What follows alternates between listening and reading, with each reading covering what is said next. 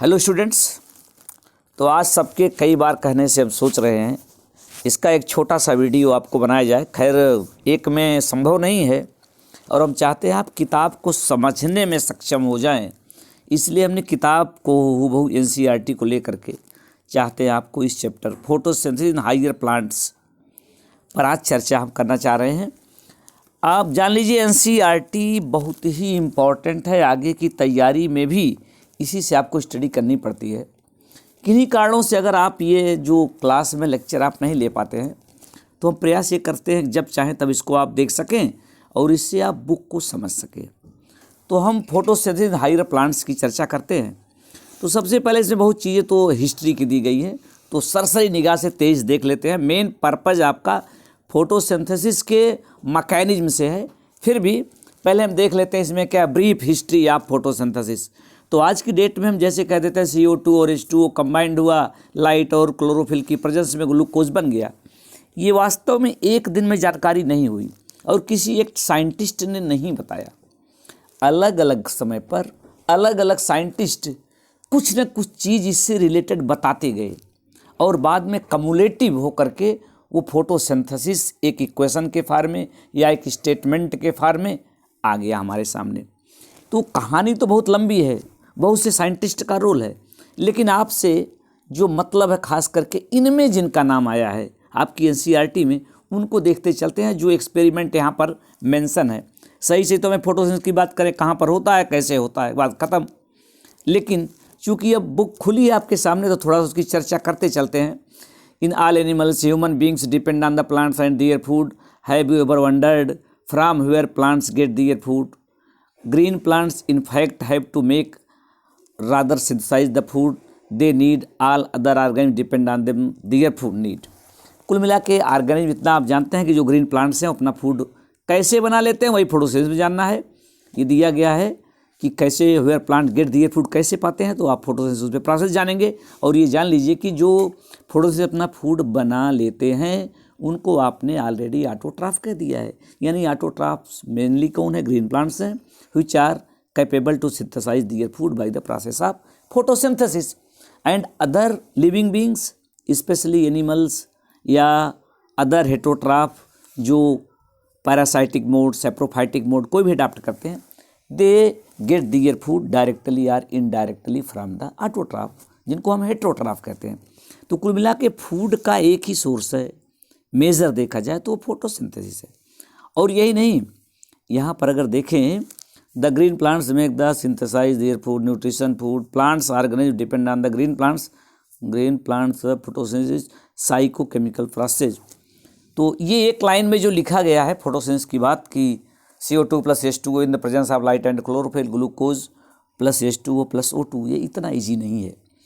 तो ये कैसे होता है, कितने इसके स्टेप्स हैं वो जानना है। और ये तो इतना पहले जान लीजिए कि जो एटमॉस्फेयर में ऑक्सीजन है, जितने भी लिविंग बींग्स हैं मैक्सिमम या कह लीजिए सभी एरोब्स को रेस्पिरेशन के लिए ऑक्सीजन की रिक्वायरमेंट है और यूज भी करते हैं। इसके बाद भी अगर एटमॉस्फेयर में O2 की क्वांटिटी अप्रॉक्सीमेट 21% बनी हुई है तो उसकी वजह केवल एक है कि ग्रीन प्लांट्स या फोटोसिंथेटिक प्लांट्स जो हैं वो फोटोसिंथेसिस से ऑक्सीजन को रिलीज करते हैं। इसी वजह से एटमॉस्फेयर में ऑक्सीजन बनी हुई है और सभी एरोब्स उसका यूज कर रहे हैं। दूसरी बात है, सबसे बड़ी रिक्वायरमेंट लिविंग बीइंग की फूड है। तो फूड वास्तव में डायरेक्ट या इनडायरेक्ट जिस भी फॉर्म में आप ऑब्टेन करते हैं या कोई लिविंग बीइंग ऑब्टेन करता है, उसके सोर्स के अल्टीमेट स्टेप पर जाएंगे तो पता लगे कहीं न कहीं से वो फोटोसिंथेसिस में सिंथेसाइज किया गया है फूड। अब व्हाट डू वी नो, आप अभी तक क्या जानते रहे हैं? ये जानते हैं कि फोटोसिंथेसिस के लिए CO2 रिक्वायर्ड है और H2O की भी ज़रूरी है, क्लोरोफिल भी ज़रूरी है, लाइट भी ज़रूरी है। ये बात यहाँ देखी गई है। कई एक्सपेरिमेंट 10th लेवल पर इसको बताया गया है। You may have carried out the experiment to look for starch formation in two leaves, a variegated leaf or leaf has partially covered. ये उस एक्सपेरिमेंट की चर्चा करना चाहते हैं जो 10th में आपने पढ़ा था। बहुत से हमारे साथी ऐसे होंगे जिनको शायद ध्यान भी नहीं होगा और जिनको ध्यान भी होगा तो अच्छी बात है, वहाँ पर जान लेते हैं जो एक्सपेरिमेंट जिसकी बात करना चाह रहे हैं कि अगर लाइट नहीं होगी तो फोटोसिंथेसिस नहीं होगी, अगर कार्बन डाइऑक्साइड नहीं होगी तो फोटोसिंथेसिस नहीं होगी। ये एक्सपेरिमेंट किया गया, वो एग्जांपल दिया गया वेरीगेटेड लीफ से, आप इसको कर सकते हैं, या KOH को यूज करके आप ये शो कर सकते हैं कि CO2 कैसे रिक्वायर्ड है। और वेरीगेटेड लीफ जिसमें हर जगह क्लोरोफिल नहीं रहती है, उसकी हेल्प से आपने ऑलरेडी किया है। तो फिलहाल अगर नहीं ध्यान है तो कोई मतलब नहीं, वो यहाँ पर जानना नहीं, यहाँ पर एग्जाम्पल दे दिए कि आप इसको जानते हैं। और दूसरा यहाँ पर एक्सपेरिमेंट एक दिखाया गया है कि देखिए यहाँ कैंडल जल रही है, कि एक बेल जार से कवर कर दिया गया है, एक ये माउस है, कैंडल इसमें जल रही है। तो कैंडल जलने के लिए तो बाद में दूसरे स्टेज में शो किया गया कि कैंडल बुझ गई और ये आपका जो माउस था रैट, ये मर गया। क्योंकि दोनों में हो क्या रहा, ये एक्सपेरिमेंट किए गए, इनका कहीं कहीं फोटोसिंथेसिस से रिलेटेड है, जो हिस्ट्री है फोटोसिंथेसिस में कैसे कैसे ये पता लगा कि CO2 ज़रूरी है, H2O ज़रूरी है और क्लोरोफिल ज़रूरी है। कई एक्सपेरिमेंट है, तो उसमें एक चीज़ ये दिखाई गई, उसी जो ब्रीफ हिस्ट्री की हम बात कर रहे हैं जहाँ से फोटोसिंथेसिस आया, एक लाइन में आज आपके लिए लिखना ईजी हो गया। तो उसमें कई जो प्रूफ मिले क्या क्या होता है, उसी में एक एक्सपेरिमेंट ये भी था। पहले केस में देख रहे हैं, यहाँ पर इस बेलजार से कवर्ड एरिया में देखें, अगर ये चूहा आपका है, कैंडल जल रही है, चूहा भी ऐश कर रहा है, लेकिन इस केस में दिखाया गया कि ये यहाँ सर्वाइवल था, यहाँ पर ये मर गए। तो ये मर गया, तो इसमें क्या कंडीशन है, क्योंकि अब इसी से गेस करना, उस समय क्या गेस किए रहे होंगे, आज क्या आप जान रहे हैं। आज तो क्लियर हो गया है कि दोनों के लिए, कैंडल को जलने के लिए ऑक्सीजन चाहिए और चूहे को जिंदा रहने के लिए चाहिए कार्बन ऑक्सीजन।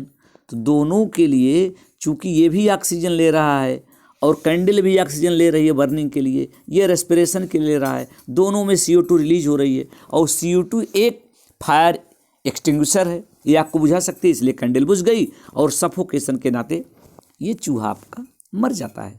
चलिए आगे बढ़ते हैं। अर्ली एक्सपेरिमेंट, कुछ एक्सपेरिमेंट का और एग्जाम्पल यहाँ पर दिया गया है। It is interesting to learn about those simpler experiments that led to a gradual development in our understanding of photosynthesis। कुछ और उसमें एक्सपेरिमेंट दिए गए, जैसे प्रिस्टले का नाम आता है, इन्होंने 1770 में ऑक्सीजन पर एक्सपेरिमेंट किया, कह लीजिए ऑक्सीजन के बारे में बताया अपना। तो यहाँ पर ये दिखाया गया, केवल एक प्लांट यहाँ पर लगा दिया गया, वही सेम एक्सपेरिमेंट फिर से रिवाइज किया गया है। तो अब क्या हो गया, एक कॉम्प्लीमेंट्री हो गए दोनों के, और इस कंडीशन में दिखाया गया यहाँ पर वही पहले वाला एक्सपेरिमेंट, चूहा कैंडल दोनों हैं, एक एडिशनल चीज़ आ गई, एक प्लांट लगा दिया गया, यहाँ मेंशन कर दिया गया मिंट प्लांट है। और इसके बाद क्या हुआ, अब भी दोनों ऑक्सीजन ले रहे हैं, कैंडल और चूहे दोनों CO2 रिलीज कर रहे हैं, लेकिन इसको लाइट में चूंकि रखा गया, तो ये जो प्लांट है ये CO2 को ले रहा है, फोटोसिंथेसिस कर रहा है। उसमें CO2 के नाते जो सफोकेशन चूहे को हुई थी, जो कैंडल बुझ गई थी क्योंकि वो एक्सटिंग्विशर का काम करता था, अब वो CO2 यहाँ ले ली गई प्लांट के थ्रू। और प्लांट ने लिया ही नहीं, जो ऑक्सीजन यहाँ ख़त्म हो जाती थी, ये O2 रिलीज भी कर दिया, ये O2 रिलीज हो गई। तो ये रिलीज्ड O2 दोनों के लिए यूज हो गई, एक तो कैंडल के लिए और दूसरा इसके लिए, तो दोनों का सर्वाइवल बना रह जाता है। तो ये एक एक्सपेरिमेंट है जो बताता है कि प्लांट का कहीं न कहीं से रोल है CO2 को कंट्रोल करने में और O2 को रिलीज करने में। या बहुत पहले ये भी नहीं जाना गया था, तब ये जाना गया कहीं न कहीं ये एयर को प्योरीफाई करते हैं। वो तो बाद में पता लगा कि कैसे करते हैं, CO2 लेते हैं और O2 को रिलीज़ करते हैं। ये सब कहानियाँ ऐसी हैं, इनको देखिए एक और साइंटिस्ट का नाम आया है, इनको भी जान लीजिए, आपके लेवल पर तो नहीं, कभी इसमें पूछा जा सकता है। Using the similar setup as the one used by Priestley but by placing it once in the dark and once in the sunlight. John Ingenhousz एक साइंटिस्ट थे, showed that sunlight is essential to the plant. फिर ये जो experiment देख रहे हैं, एक बार यही लाइट में किया गया, फिर डार्क में किया गया, पता लगा कि डार्क में वो प्लांट के साथ कैंडल और चूहे होने के बाद भी उनका सर्वाइवल नहीं बन पाया। तो ये पता लगा कि भाई ये एटमॉस्फेयर को प्योर तो करते हैं, CO2 लेते हैं, O2 को रिलीज करते हैं, लेकिन ये कब करते हैं, लाइट की प्रेजेंस में। ऐसे ऐसे एक एक रिक्वायरमेंट जो हैं, जो ज़रूरी हैं, वो आती गई और अल्टीमेट जो है फोटोसिंथेसिस के बारे में यहाँ तक पता लग गया ये जो आप इक्वेशन देख रहे हैं कि CO2 और H2O लाइट के प्रेजेंस में CH2O, यानी इसमें करते क्या है कि CO2 तो था ही कार्बन डाइऑक्साइड में, हाइड्रोजन इसी में जाके और फिक्स हो गया। तो जब हाइड्रोजन इसमें कार्बन डाइऑक्साइड के साथ मिला तो कार्बन हाइड्रोजन ऑक्सीजन का कम्बिनेशन हो गया और ऐसा मानते हैं कि O2 रिलीज हो गई। यहाँ पर एक बात बताते चलें अभी शार्ट में, तो पहले ऐसा माना जाता था कि CO2 की दो थाट हैं, एक तो CO2 से ये CO2 की कार्बन चली गई इसमें H2O के साथ, तीनों हो गया। H2O में हाइड्रोजन ऑक्सीजन है, कार्बन भी आ गई, हाइड्रोजन ऑक्सीजन कार्बन तीनों हो गया, जो कार्बोहाइड्रेट बनाने के लिए जरूरी है, ऐसे बनता है। और जो CO2 की O2 है ये रिलीज कर दी जाती है बाहर। और दूसरा थाट क्या है जो आज का है, ये पुराना हो गया। और आज की थिंकिंग क्या है कि नहीं, ये H2O से हाइड्रोजन आ करके कार्बन डाइऑक्साइड से अटैच हो गया, यानी कार्बन डाइऑक्साइड का रिडक्शन हुआ। तो अब क्या होगा, जब यहाँ से हाइड्रोजन आया, H2O से हाइड्रोजन इसमें आ गया, कार्बन और ऑक्सीजन CO2 के थे तो इसमें हाइड्रोजन मिल गया, कार्बोहाइड्रेट तब भी बना, लेकिन अब यहाँ की ऑक्सीजन रिलीज हो गई। यानी ये सोर्स है कि जो फोटोसिंथेसिस में ऑक्सीजन रिलीज होती है उसका सोर्स H2O है। फिलहाल वो एक्सपेरिमेंट आपको नहीं जानना है। एक रूबेन नाम के साइंटिस्ट थे जिन्होंने फर्स्ट ऑफ ऑल ये प्रूव किया कि the source of oxygen during photosynthesis is H2O not CO2। ये ऑक्सीजन का सोर्स H2 है, CO2 नहीं है। ये एक्सपेरिमेंट रूबेन ने किया। तो लाइट के प्रेजेंस में हुआ, कार्बन डाइऑक्साइड H2O के मिलने से कार्बोहाइड्रेट बनता है, जो ऑक्सीजन निकलती है उसका सोर्स H2O है। ये चीज़ें जानते हैं। अब आते हैं अगले पॉइंट पर जो हेडिंग आपकी है, where does photosynthesis take place. Photosynthesis होता क्या है, यानी फोटोसिंथेसिस की साइट क्या है, वो कौन सा प्लेस है जहाँ पर फोटोसिंथेसिस होता है। तो कहानियों को आप पढ़ने का प्रयास कीजिएगा, जानते हैं तो ठीक है, नहीं तो आप वीडियो भी देखना पसंद करते हैं तो 2 मिनट देख करके जानते हैं, अच्छा एक ठो आ गया है, जरा इसको ट्राई कर लेते हैं कितना इसमें समझ में आया है, फिर देख कर रख दिए। तो हम जो बातें कहेंगे वो आपको इंटरेस्टिंग होते हुए भी आप समय नहीं दे पाते हैं, चाहते हैं कि कम से कम समय में ज़्यादा जान जाएं, सीधे आप मुद्दे पर आते हैं। तो वैसे हम बात करते हैं, इस कहानी को पूरी तरीके से न देखते हुए सीधे आंसर पा जाते हैं, where does photosynthesis take place. तो उसके लिए आप जान लीजिए वो प्लेस क्या है, क्लोरोप्लास्ट। ये क्लोरोप्लास्ट में होता है। अब क्लोरोप्लास्ट कहाँ है, क्लोरोप्लास्ट तो वैसे भी किसी भी ग्रीन प्लांट में, ग्रीन पार्ट ऑफ प्लांट में हो सकता है, स्टेम में भी हो सकता है, ब्रांच में भी हो सकता है, फ्रूट में भी हो सकता है, इनिशियली ग्रीन कलर का है। लेकिन मोस्टली जो फोटोसिंथेसिस है ये लीफ में पार्टिसिपेट करते है, लीफ में होती है। तो लीफ में आप जानिए कहाँ पर होता है। लीफ में थोड़ी सी अगर हम स्ट्रक्चर की बात करें तो मीजोफिल सेल्स में होता है। मीजोफिल सेल में क्लोरोप्लास्ट होता है, वहाँ पर होता है। तो क्लोरोप्लास्ट की स्ट्रक्चर आप चैप्टर में ऑलरेडी पढ़ चुके हैं, लेकिन फिर से कहें अगर किसी लीफ की बात करें तो लीफ में एक लेयर जो ऊपर की होती है, एक लेयर ऊपर हो गई, एक लेयर नीचे। लीफ वैसे आपको पतली दिखती है, लेकिन ये ऊपर की एक लेयर पतली थिन लेयर ऊपर की, ये हो गई ए बी एपिडर्मिस, और नीचे वाली ये भी हो गई एपिडर्मिस। 2 लेयर हो गई एपिडर्मिस, एक को कहते हैं अपर एपिडर्मिस, एक को कहते हैं लोअर एपिडर्मिस, और दोनों के बीच का ये जो टोटल एरिया है ये कहलाता है मीजोफिल। तो ये लीफ की मीजोफिल में जो सेल्स होती हैं उनमें सफिशिएंट क्वांटिटी में क्लोरोप्लास्ट होता है, और क्लोरोप्लास्ट के अंदर ही फोटोसिंथेसिस की प्रोसेस होती है। अब ये फोटोसिंथेसिस की जो प्रोसेस होती है, अगर उसके हम मैकेनिज्म पर ध्यान दें तो उसमें आप एक चीज़ ये पाएंगे कि फोटोसिंथेसिस की मैकेनिज्म क्लोरोप्लास्ट में होती है। और क्लोरोप्लास्ट के डिफरेंट पार्ट को बताना नहीं है, लेकिन चाहे तो एक शार्ट समरी जान सकते हैं। क्लोरोप्लास्ट में चारों तरफ से जो मेम्ब्रेन की कवरिंग है ये डबल मेम्ब्रेन से बाउंड होता है। माइटोकॉन्ड्रिया में डबल मेम्ब्रेन है, न्यूक्लियस में डबल मेम्ब्रेन है, क्लोरोप्लास्ट में, इसको आप ऑलरेडी जानते हैं। और ये भी बता दें कि सेल की चाहे मेम्ब्रेन हो, चाहे माइटोकॉन्ड्रिया की मेम्ब्रेन हो, चाहे क्लोरोप्लास्ट की मेम्ब्रेन हो, ये मेम्ब्रेन जो होती हैं लिपिड और प्रोटीन की बनी होती है। तो यहाँ पर भी लिपिड और प्रोटीन की बनी मेम्ब्रेन है, सिलेक्टिवली परमेबल है, जो आप जानते हैं वैसी है। तो वैसी जिसको हम कभी कभी यूनिट मेम्ब्रेन कह देते हैं, तो यूनिट मेम्ब्रेन की डबल लेयर होती है और इस आउटर लेयर को हम कहते हैं आउटर मेम्ब्रेन, इनर लेयर को इनर मेम्ब्रेन कह देते हैं। और अब इन दोनों मेम्ब्रेन से जो कवर्ड एरिया में ये है पूरा, ये पार्ट दो चीज़ों से बना है। इसमें एक तो प्रोटीनस फ्लूइड है और जगह जगह पर यहाँ पर लगता है जैसे सिक्कों का बंच दिख रहा है, ये पार्ट जो दिख रहा है, ये आप ऐसे इमेजिन कर सकते हैं जैसे आप मान के चलिए एक सिक्का सिक्का सिक्का, या यहाँ से शुरू करें तो ये पहला सिक्का हो गया और सिक्के के ऊपर दूसरा तीसरा चौथा, ऐसे एक बंच हो गया। तो ये जो बंच दिख रहा है, ऐसा सुविधा के लिए कहा जाता है, सिक्कों की बंच जैसा दिखने वाला जो पार्ट है ये कहलाता है ग्रैना। आपको बताएं ग्रैना प्लूरल नंबर है, सिंगुलर में इसे ग्रैनम कहते हैं, कंफ्यूज मत होइएगा। ग्रैनम सिंगुलर है और ग्रैना प्लूरल है, तो ये ग्रैना होते हैं। और यहाँ पर जो एक सिंगल सिक्के जैसी जो स्ट्रक्चर दिख रही है, ये जो पार्ट होते हैं इसी को कहते हैं थाइलेक्वाइड। एक नया नाम है आपके लिए, ये थाइलेक्वाइड। तो एक सिक्के को थाइलेक्वाइड कहते हैं और सिक्कों के बंच को हम कहते हैं ग्रैनम, और प्लूरल फॉर्म में कहते हैं ग्रैना। तो ये ग्रैनम है, ग्रैनम है, ग्रैनम है, ग्रैनम है, या एक साथ कहें तो ग्रैना है।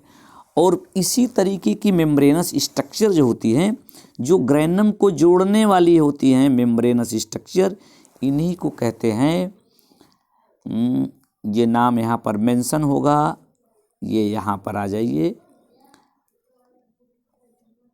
ये स्टार्च ग्रेन्यूल दिखाया गया है। चूँकि फोटोसिंथेसिस में ग्लूकोज बनता है, क्लोरोप्लास्ट में जो ग्लूकोज का फॉर्मेशन होता है स्टार्च के फॉर्म में रहता है, स्टार्च एज ग्रेन्यूल, इसीलिए जो इसका फ्लूइड पार्ट है जिसको हम कहते हैं स्ट्रोमा, एक पार्ट हो गया स्ट्रोमा, एक हो गया ग्रैना। दो को मेन हाईलाइट इसलिए करना है, जब हम फोटोसिंथेसिस के मैकेनिज्म की बात करेंगे तो कहेंगे फोटोसिंथेसिस एक लाइन में होने वाली रिएक्शन जो आप देख रहे हैं कई स्टेप में कंप्लीट होती है, और उन सभी स्टेप्स को जानना है फोटोसिंथेसिस के मैकेनिज्म में। और जितने स्टेप्स होंगे वो दो जगह पर होंगे, एक स्टेप तो वो है जो ग्रैना में होगा और दूसरा स्टेप है जो स्ट्रोमा में होगा।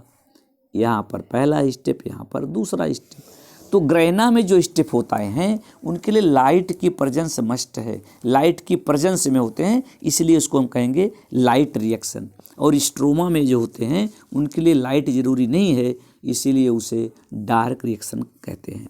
लेकिन यहाँ पर बताते चलें कि ये लाइट और डार्क का मतलब, डार्क रिएक्शन का मतलब ये नहीं कि लाइट रहेगा तो नहीं करेगा, इसमें लाइट यूज नहीं होती है, लाइट यूज नहीं होगी। जबकि ये पहला स्टेप इसलिए कर रहे हैं जो ग्रैना में लाइट रिएक्शन में लाइट की प्रेजेंस में प्रोडक्ट बनते हैं, वही प्रोडक्ट फिर यहाँ स्ट्रोमा में जा कर के आगे के स्टेप डार्क रिएक्शन के प्रोडक्ट बनाने में हेल्प करते हैं। तो क्लोरोप्लास्ट का एक रिव्यू आपने देख लिया, आउटर मेम्ब्रेन, इनर मेम्ब्रेन और ग्रैना, फ्लूइड पार्ट हो गया स्ट्रोमा। स्ट्रोमा में एक और चीज़ दिखाई गई है स्टार्च ग्रेन्यूल, जो फोटोसिंथेसिस में ग्लूकोज बनता है, स्टार्च के फॉर्म में स्टोर रहता है। और एक नाम और यहाँ पर लिखा गया है, ये देख लीजिए स्ट्रोमा लैमेला। तो स्ट्रोमा लैमेला क्या है? ग्रैनम को कनेक्ट करने वाले, ये ग्रैनम हो गया, एक ग्रैनम ये हो गया, एक ग्रैनम ये हो गया, इसको कनेक्ट करने के लिए बीच में जैसे ये ग्रैनम ग्रैनम और ये जो बीच में कनेक्ट कर रहा है ये है स्ट्रोमा लैमेला। अब आगे हमें चर्चा करनी है दोनों लाइट रिएक्शन की। अब इन लाइट रिएक्शन में क्या क्या होता है उसकी बात करेंगे। तो चलिए उसके पहले एक चीज़ यहाँ पर कंपेयर कर दिया गया, लेकिन हम इसके पहले थोड़ी सी ये ब्रीफ हिस्ट्री बता देना चाह रहे हैं। फोटोसिंथेसिस की अगर मैकेनिज्म जाने तो यहाँ पर आपने कह दिया ये फोटोसिंथेसिस है, और फोटोसिंथेसिस के दो पार्ट हो गए, एक लाइट रिएक्शन और एक dark reaction. Light reaction light की प्रेजेंस में होती है। क्या क्या स्टेप होते हैं कई लोगों ने जो मिलके बताया, उसमें सबसे ज़्यादा रोल मिस्टर हिल का है, इसलिए लाइट रिएक्शन को हिल रिएक्शन भी कहते हैं। ये क्लोरोप्लास्ट के ग्रैना में होती है। और डार्क रिएक्शन को ब्लैकमैन रिएक्शन भी कहते हैं, जो साइंटिस्ट इसके बारे में बताए थे। अब आपकी एनसीईआरटी के सीक्वेंस में चलते हैं। तो आपने जानिए light reaction, dark reaction, grana में और ये स्ट्रोमा में, दोनों क्लोरोप्लास्ट के पार्ट हैं। और आप पहले ही कह चुके हैं फोटोसिंथेसिस क्लोरोप्लास्ट में होती है।